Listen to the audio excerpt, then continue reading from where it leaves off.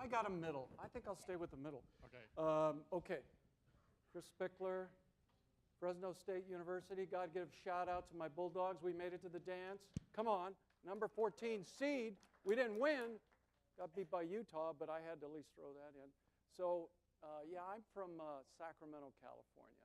And if you don't know me, I worked for Trust Choice for about 20 years, introducing new products. And so going into mass timber was kind of an evolution of the next product for me. And I just want to say, you know, I share Valerie's enthusiasm is that as we were trying to switch out 2x12s with TJI joists back in commercial or even residential multi-story construction, that was a big deal. That was a big deal, you know. I mean, that was hard to do. But now we've got another product, and it's part of the mass timber family, whether it's glulam, paralam, and now cross-laminated timber. This is not just another generation of a rectangular beam, another generation of a different I-joist. This is a whole new product. This is the biggest thing that's happened, at least in the wood industry, if not the construction industry, in probably 40 years. So, yeah, I'm just as excited as everybody else about it. So, the topic that, structural lam. Does everybody know where structural lam is? Penticton, British Columbia. So you drive about 5 hours northeast of Seattle, boom, you're there. And that's about 500 miles from here. So I'd like to just say we're kind of all Cascadia. So we're kind of local too. Come on now, give me a little love here. Cascadia, come on. Okay, so gosh, this is great. My first slide's queued up. Oh, can I have that slide? Okay, so the topic was, back in the day when we first started this gig was, okay, Chris, we want you to talk manufacturing. Well, gosh, I'm a structural engineer, and I'm kind of out doing consulting, trying to develop these buildings. I'm not really at the plant, but okay, I'll take a go at it. Okay, so the topic was, so where's the manufacturing bottleneck? And I started to think about that and try to go backwards and try to figure it out, right? How many in this room are from the manufacturing sector? Something. Come on, I just want to get an idea. I like to do this once in a while. Gosh, that's a good representation. Okay, let's go engineers. Come on. Yeah, I see those Arab guys back there. Okay, architects. Okay, we need a few more of you. Okay, how about contractors, builders? Come on. We need a few more of you too, okay? Okay, now here's the toughest question of all. Which ones of you right now are in design or are building a mass timber structure? Raise your hand. Boomity bambity boom. Does that surprise you? I would have done that 3 years ago, and would we have had a hand up? Maybe one, but so that's pretty exciting. I congratulate all you guys for doing that. And now I'm not going to teach those that are already in the process. I'm not going to teach you anything. You already know what I'm about to say. But let the rest of them kind of fall into this, okay? So where's the bottleneck? Is it in the mass timber products? Is it in capacity? Is it in expertise to do it? Is it in the technology? Is it in 3D modeling? So where is it? Maybe we need to talk a little bit more about manufacturing design assist. And that's what I'm going to get into because that's kind of where I see the bottleneck. I look at the products and go, we've had glulam for 50 years, and I think we do a great job with that, right? And some of the new products that came out, paralam. Gosh, I was a big fan of paralam, and matter of fact, I put some in Southern California, this riding arena you're looking at here. That is a big, I can't say that word, something piece of paralam. Take a look at it. See, look at the bottom of the screen there. That's a guy standing there. So that beam's bigger than he is. That's a 96-foot span. That's a big piece of paralam. So anyways, it's not paralam. You know, we block glue paralam. So what's the next product? Okay. Cross-laminated timber. Yeah, structural lam branded at cross-lam. So we got that at the top. But okay, so is that a problem? You know, no, we've got lots of great products for mass timber out there with approvals, with experience that we can use. So you know, that's not the bottleneck is the products we use. Well, let's talk about manufacturing. Maybe it's the manufacturing. Maybe we don't have enough capacity. Well, a recent survey told us at Structural Lam we had the 4th largest capacity in the world. What? Are you kidding? Really? I thought you guys were swamped. Yeah, we're only up to a 3rd capacity. It's not capacity. It is not capacity. Technology.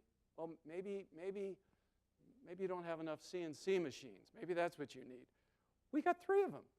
That's not the bottleneck. So where is the bottleneck? Where do we go? Well, if I start backing up like I have, I wind up in the design department.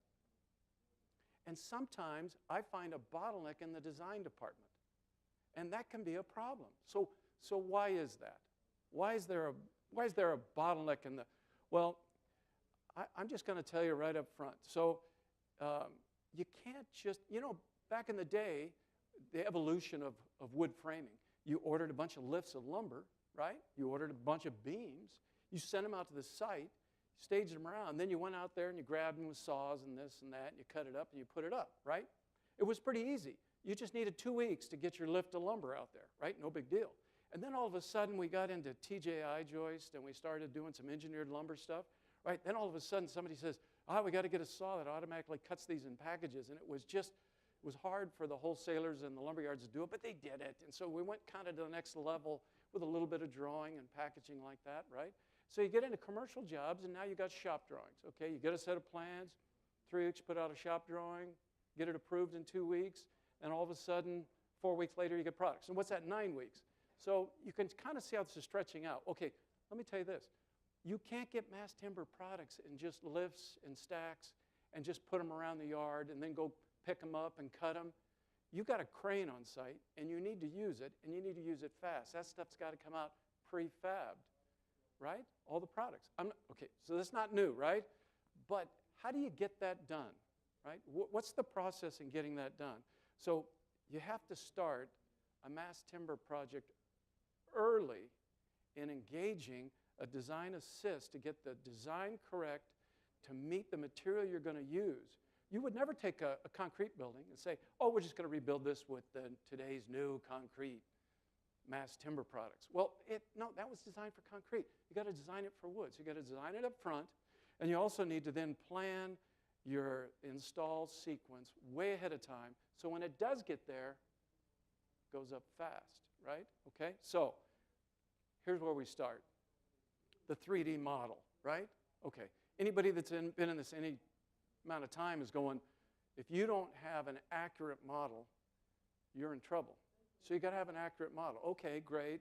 So we wait till we're awarded, and somebody says, here's our architectural model, right? Got all the floor plates and stuff. Here's our structural model. You guys can use that.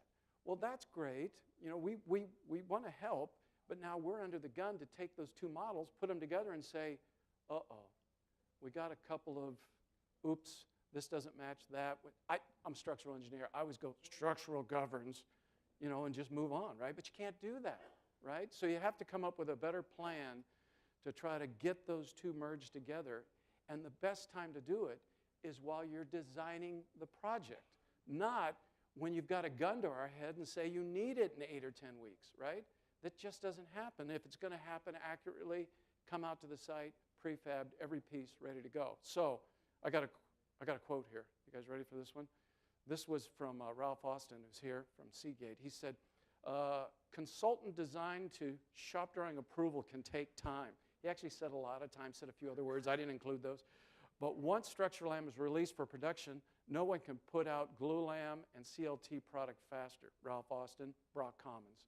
So I talked to Ralph about that a little bit. And so one of his thoughts and what he's doing on this project, similar to what Valerie mentioned, was, you've got to start backwards and start putting it on the trucks to come and be lifted just in time. Start at the bottom and go and build it all the way up. So you can see the drawings here kind of show you the 3D model and some of the Nicholas Sills, one of our head of our design department, puts together the loads and then takes the actual footprint and looks at each of the pieces and find out where it goes and make sure that that fits what Ralph's trying to do out there. So when he goes to do this project, he can put up 2 floors a week. I'm not sure he can. I'm thinking 1. He says 2. We'll see where that goes. But my key point here is trying to engage earlier in the process to try to reconcile those models up front. So when it is time to go, you've got something to work with and you can go right into production. The problem isn't the robots. They can make it. They can get it out fast. The problem is trying to give them good information, right? So couple of keys here. As we get engaged and we go into a project, we try to do a few things. You probably got a longer list than this, but this is what I kind of look at. I try to resolve those conflicts in the model, bring it up to the design consultants early in the process before they're finished drawing it, and then I try to work out some simple and effective connections, right? Something that we can actually assist and help them with and install properly out in the field, don't have any issues. And then fine-tune the layout. Oh, I missed one. Apply constructability and tight tolerances. So, okay, anybody from the steel industry here? Oh, so I can talk bad about them. Concrete? Okay, somebody's got to be spies here. Okay, none of those guys. Okay, so as an industry, mass timber industry, we're using CNC machines. We're putting out this material that's going to be maybe 3/1000ths of an inch if we want. We can get it that close.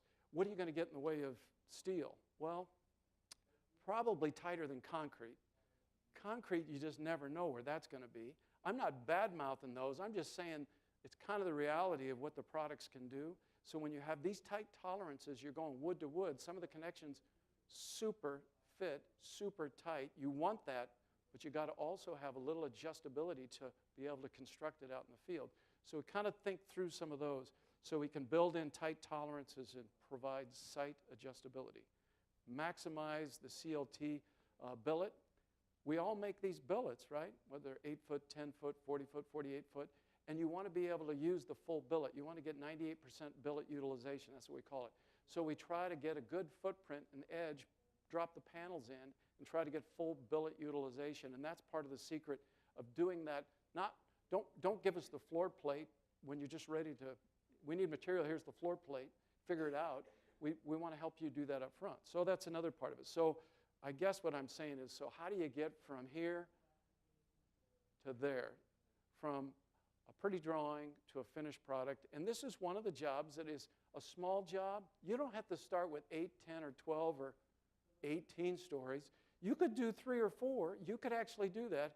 And these guys, Faction Projects, did this in Lakeshore up by Kelowna, and they just put together a small mass timber building, engaged us up front with a simple design, optimized the layout, used balloon columns and 2-direction spans for the panels. Oh yeah, CLT spans both directions. Use it. So here's kind of what it looks like. So we had the models to kind of work with them up front and try to come up with what connections would work best for them. And in doing that, we can actually take the timber and we can put the timber into one of our, let's see if I can do this. Okay. So we can actually run our model of the CNC machine and tell them, oh, hey, guess what? You're cutting too many holes in this. Could we manufacture it this way? We could probably cut it in half the time if we ran the machine this way. So we do a little bit of that troubleshooting up front to try to optimize the design up front and try to work the simplest connections in there so you don't have to wind up working this machine to death. But we can actually then see how many hours that this takes and how much time it's going to take to actually frame the project, and that gives us a better chance of doing a good estimate for you as well. So this is some of the upfront work that we have to do on a project to try to dial it in up front. And I mentioned some of the connections, whether it's going to be some of these hidden connections, you know, whether it's a Magant connection or whether it's a welded steel assembly for a column that tries to give us some adjustment in there in the tolerances. It's all tight. The tolerances count, and we got to be able to put it together. So what you wind up with when you're done with the project is a great 3D model.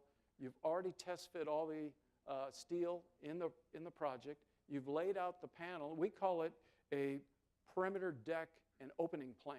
You got to know the outside of the perimeter. You got to know the openings, and once you do, then you can start laying the panels in and get it efficient. Is this boring stuff? Is this boring? He's giving me 4 minutes. I'm excited. This is great stuff.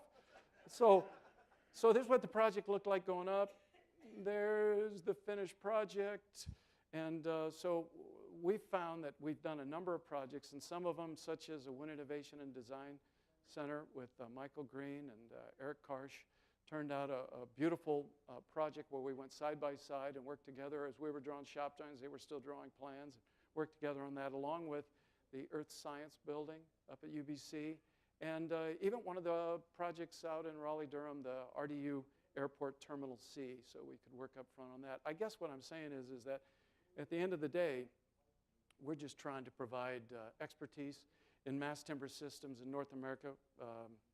And I think for you guys, the takeaway on this is don't get it all drawn, get it all to the point where you think you got it, and then go out to bid and see what happens. If you're doing mass timber, you need to engage up front, get the right information into the plan, draw the 3D model, get that excellent. If you get that excellent and you talk about staging up front, you're not going to have a bottleneck when I look you in the eye and go, it's 16 weeks because we got to clean up your mess. It's going to take 8 weeks, and then we're going to make it. So did I drive that point home? Is that good? Okay, that was my drill down point of the day. Thank you. I'm done.